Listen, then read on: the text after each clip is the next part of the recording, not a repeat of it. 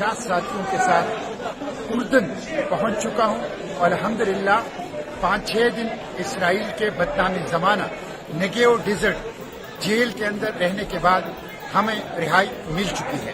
اس دوران ہمارے ہاتھوں میں ہتھکڑیاں ڈال کے پیچھے باندھی گئی، ہمارے پاؤں میں بیڑیاں اور زنجیریں ڈال دی گئی، ہمارے آنکھوں پر پٹیاں باندھی گئی، ہمارے اوپر کتے چھوڑے گئے، ہمارے اوپر گنز رکھی گئی اور ہمیں بدترین قسم کا ٹارچر کیا گیا. ہم نے 3 دن بھوک ہڑتال کی اپنے مطالبات کے لیے.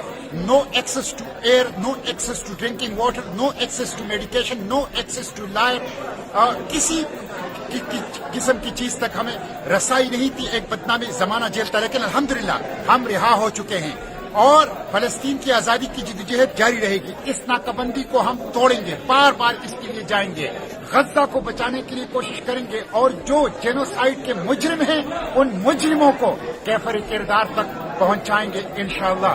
مزاحمت جاری رہے گی، اڈیالہ جیل سے اسرائیلی جیلوں تک.